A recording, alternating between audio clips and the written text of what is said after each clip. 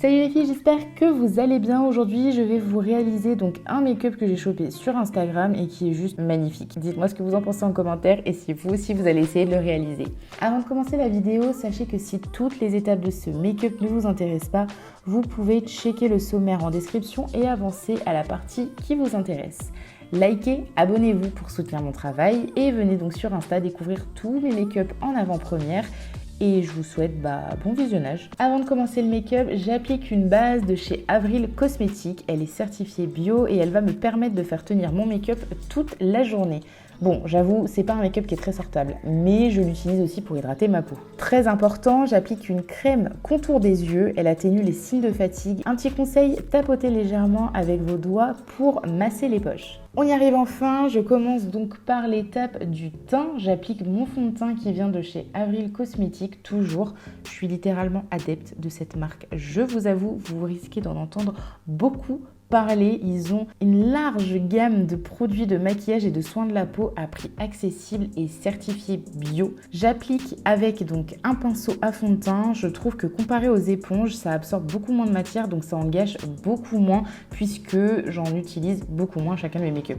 Ça reste logique. On passe au correcteur. Donc celui-ci vient de chez Yves Rocher, le haut de couvrance lumière en teinte beige. N'abusez surtout pas dans la dose, ciblez vraiment les cernes et les petits endroits du visage qui doivent tout simplement être éclairés. Je l'estompe cette fois-ci avec une éponge, c'est bien plus précis et idéal pour aller dans le coin interne de l'œil. J'adore affiner mon visage et je me suis laissée influencer par des influenceuses sur le Amber de chez Fancy Beauty. Celui-ci, il est de couleur un petit peu taupe qui tire vers le gris et je l'aime juste beaucoup trop. Le rendu est vraiment très naturel. Je trouve que c'est une couleur qui... Je sais pas comment dire, c'est vraiment hyper naturel et... Enfin bref, c'est naturel quoi. Ensuite, je viens donc poudrer ou matifier, je sais pas trop quel terme vous préférez employer. Donc mon visage avec la poudre de chez NYX Cosmétiques. C'est littéralement ma poudre favorite, j'en suis tombée amoureuse. Par contre, je sais pas trop comment l'utiliser parce que mon pinceau accroche beaucoup trop de matière et je suis obligée de tapoter pour enlever le surplus. J'ai l'impression que ça fait s'échapper beaucoup de poudre, donc que j'en gâche. Donc n'hésitez surtout pas à me mettre en commentaire si vous avez des astuces ou peut-être m'expliquer la technique, je suis preneuse. Ensuite, une de mes parties préférées, réchauffer son teint. Le classique Hoola de chez Benefit qui est genre interminable. Ça doit faire 3 ans que je l'ai et voilà le résultat. Et dites-vous, c'est le mini format.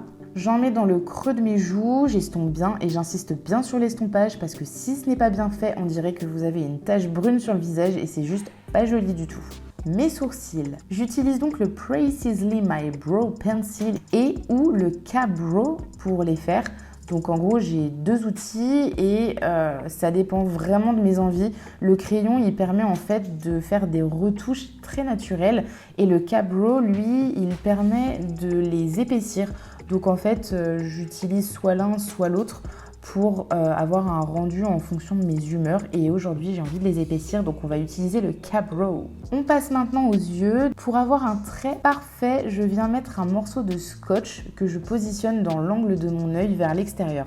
Je vois les commentaires négatifs arriver, je sais, pour ce genre de make-up, il aurait fallu que je fasse les yeux avant le teint parce que le scotch va me faire une sorte de trace. Mais en fait, à la fin, je vais vous montrer, mais je rattrape ça. Mais je vous avoue, j'ai pas été très maligne sur le coup. J'aurais dû commencer par les yeux et ensuite faire le teint. Première étape, donc je prends un pinceau assez plat, mais pas raide, plutôt fluffy mais plat. Enfin, je sais pas si vous voyez ce que je veux dire. Je dépose la matière vers l'extérieur et je ramène à l'intérieur pour avoir quelque chose d'uniforme et éviter trop de matière dans le coin interne. L'objectif, c'est d'étirer au maximum le regard, donc moins de matière sur l'intérieur et beaucoup plus de matière à l'extérieur. Je floute et je répète le mouvement jusqu'à ce que le résultat me plaise. Pour avoir un résultat très net, je viens prendre un coton-tige, je l'imbibe d'eau micellaire et je viens nettoyer le dessous du fard pour avoir donc cet effet très net.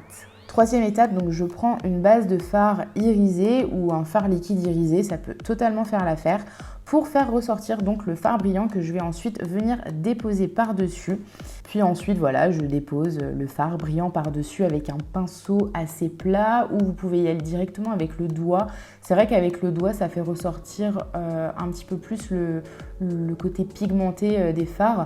Donc si vous pouvez y aller avec le doigt, c'est sans souci, allez-y. Quatrième étape, pour faire le liner rouge, je n'en avais pas, donc j'ai décidé de prendre un pinceau très très fin et un rouge à lèvres waterproof pour tracer mon liner. N'hésitez pas à être inventive, créative et à trouver des solutions quand vous n'avez pas un produit. Par contre, je ne saurais pas trop vous expliquer comment je trace mon liner. Pour être tout à fait honnête, le secret d'un liner réussi, c'est la pratique. Donc à force, j'ai pris l'habitude, mais ça m'arrive encore de le louper et de prendre un coton-tige pour nettoyer et le refaire. J'ai choisi de mettre donc des faux cils assez extravagants, je crois qu'on les appelle les dramatiques. Par contre, je n'ai pas filmé la pose dans son intégralité, c'est un vrai film d'horreur. Les faux cils sont encore tout récents pour moi, je galère beaucoup trop encore à les mettre. Pour finir, la bouche, je reprends le même rouge à lèvres avec lequel j'ai tracé mon liner pour faire un rappel des couleurs.